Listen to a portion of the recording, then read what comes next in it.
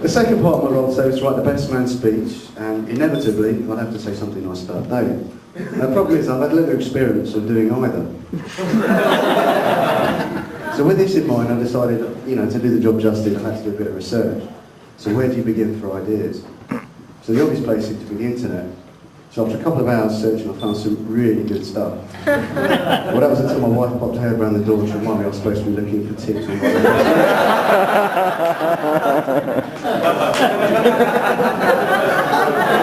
Champion. Well done. That was a good one.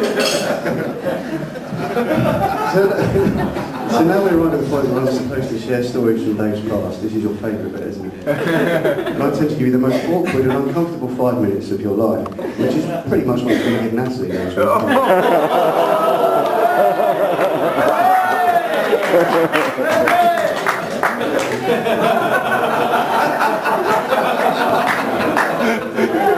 Calm down, have a drink, don't get yourself in there.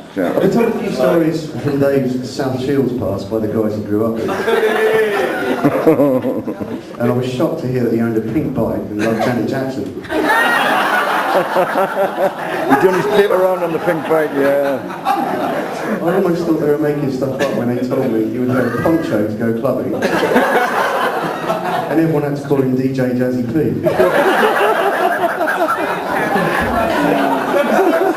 DJ Jazzy P.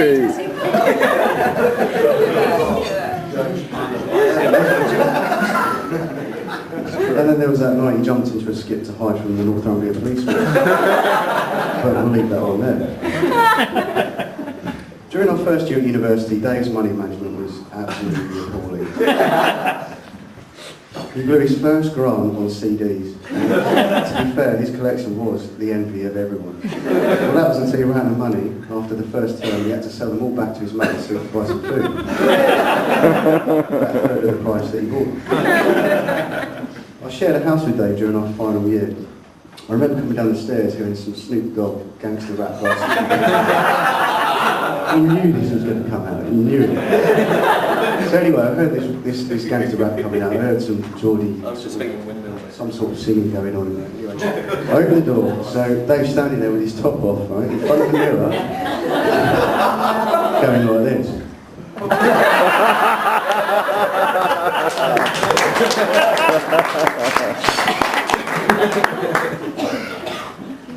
Dave had another go at being a DJ in his university and had a partnership going with our friend Tim over there. But this time he decided to drop the DJ Jazzy P tag because it wasn't cool enough. So what did he go for this time? DJ Stinky. You didn't have much success though, did you? I think was it 5 weeks after your first night the club closed down.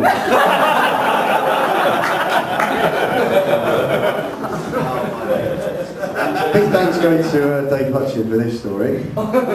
He told me he'd come back from working at the pub one night in Leeds and he found Dave with a friend drinking in the lounge. So he said to them, is there any beer in your fridge? To which Dave shouted out, if you drink with us, you drink with men. So 8 seconds later, when Dave Hutchin got back from the fridge, they'd fallen asleep in each other's arms.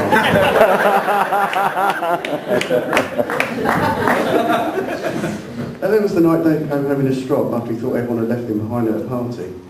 So he stormed in the house, stormed upstairs, and tried to kick in a housemate's door. The problem was, as he kicked the door, it kept opening inwards.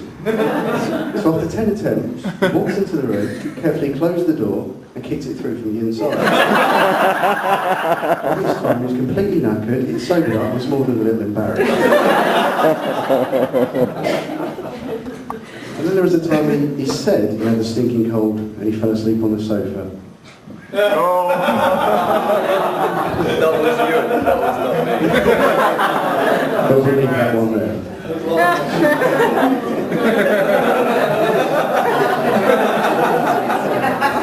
It involves tissues and vape station. Bitch station, But seriously, we are really proud of what Dave's achieved since university. He has, seriously, he's done really well for himself as a construction engineer. Well, apart from that building that fell down on you.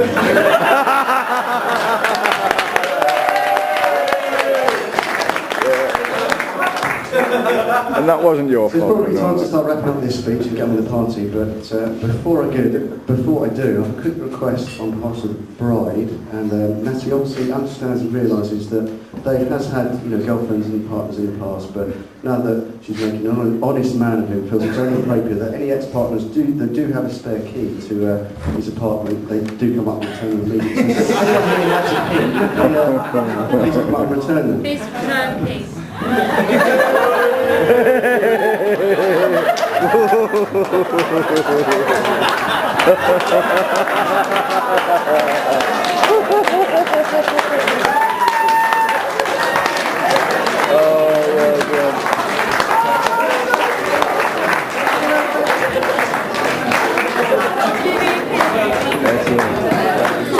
Brilliant.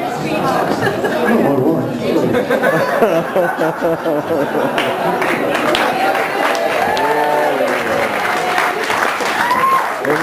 It's going to run out exactly on time and all.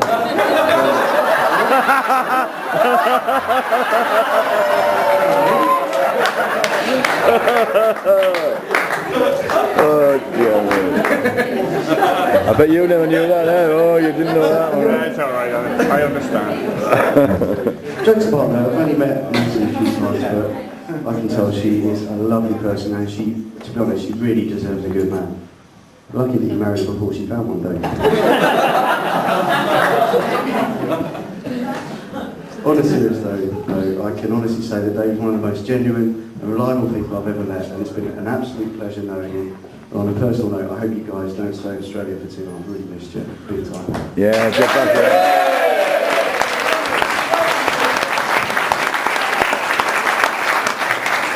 So, ladies and gentlemen, it gives me immense pleasure, not to mention relief, to invite you all to stand and raise your glasses, especially making Natalie. The new mistresses are here.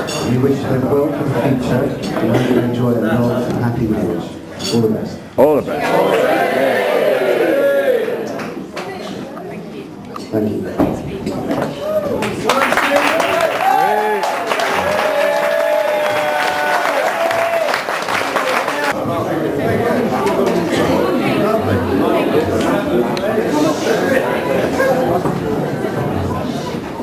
Hello. Sorry, one final thing before things kick off. Good times, obviously. Where's Theo? Theo around?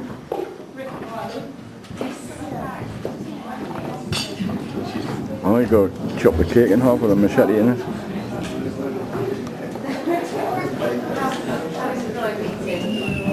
Hi Theo. Everyone, Theo's been our wedding planner and our saviour today, and the last couple of days she's been absolutely awesome. She's really put this whole thing together.